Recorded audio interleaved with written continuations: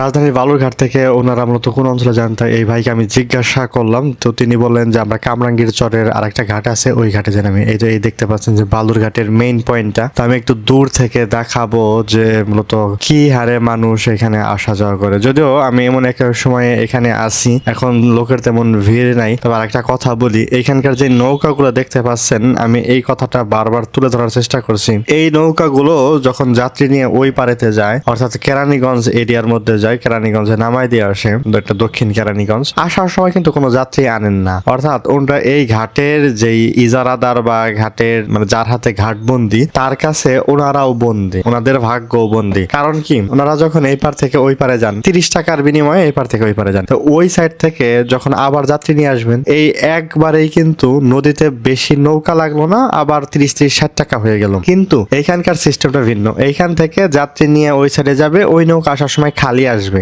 আবার ওই সাইড থেকে যাত্রী নিয়ে এই সাইডে আসবে, ওই যাত্রী আনা নৌকা ওই সাইডে যাওয়ার সময় খালি চলে যাবে। ঝামেলাটা তো দেখছেন যে কত বড় ঝামেলা। অর্থাৎ যখন নদীতে 100টা নৌকা আছে, সেখানে প্রয়োজন 200টা নৌকা। মানে জ্যাম, নদী পথে জ্যাম কিভাবে তৈরি করা যায় তার সহজ কৌশল কিন্তু এইখানে। আর এই নৌকাগুলোর যারা আছেন ওনারা চালান, ওনারা ভাড়ার মানে ওই অটো রিক্সা বা অন্যান্য গাড়ি যেভাবে ভাড়া চালানো হয়, তো ওইভাবেই ওনারা ভাড়া চালান দিন চুক্তিতে। তো দেখেন এই যে যাত্রীরা এইভাবে উঠানামা করে, ওই যে একটা ট্রলার এসে কিন্তু ভিড়লো। তো ওইখানে যদিও তেমন যাত্রী নাই, ওই ট্রলারটাই মূলত এইখান থেকে যাত্রী নিয়ে যাবে। এই কয়েকজন যাত্রী ছিল, ওনারা নামবে, আবার ওই ট্রলার বিশেষ করে এই ট্রলার যেগুলো আছে, ওই যে একটা ট্রলার যাইতেছে পিছন দিয়ে, তো এই ট্রলার গুলো হলো দূরে যেই যাত্রীগুলো নেওয়া লাগে কামরাঙ্গী চরের অঞ্চলে বা আরো দূরে, তখন এই ট্রলারে নেওয়া হয়। আর যখন এই ঘাট থেকে ওই পার নদীর একেবারে সোজা উলম্ব বরাবর ওই পারে কেরানীগঞ্জে যখন যাত্রী নেওয়া লাগে, তখন কিন্তু এই সকল নৌকা ব্যবহার করা হয়। তো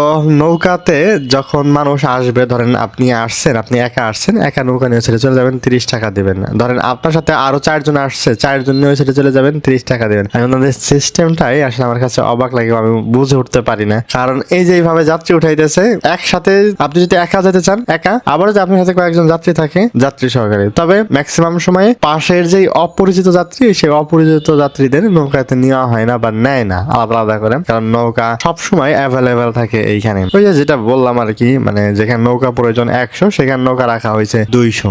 শুধুমাত্র নদীর এপার ওপার এই ভাগাভাগি দলকরণ দলাদলি, এই কারণেই এই কাজটা করা হয়েছে। এখন কিন্তু পানি দিয়ে বেশি দুর্গন্ধ মানে আসতেছে। এই দুর্গন্ধ উঠার আর এক কারণ হলো, এখন তো পানি কম, আবার কামরাঙ্গীর চর অঞ্চল, কেরানীগঞ্জ অঞ্চল জানেন যে এই অঞ্চলে অনেক বেশি মিল ফ্যাক্টরি বা কলকারখানা থাকে, তার জন্যই এমন দুর্গন্ধ ওঠে। তো যাই হোক, এই বালুরঘাট থেকে দেখালাম আর কি যে এখানকার মানুষ এবং এদের জীবন, বিশেষ করে মাঝি যারা আছে, এই বিষয়টা এবং যাত্রীদের পারাপার। আর সিঁড়িগুলো দেখেন, সিঁড়ি কিন্তু একেবারে হয়ে গেছে, মানে এতটা প্রতিদিন উঠানামা হয় এইখান দিয়ে। ঠিক আছে, ধন্যবাদ। অন্য এক ভিডিওতে আবার দেখা হবে ইনশাল্লাহ।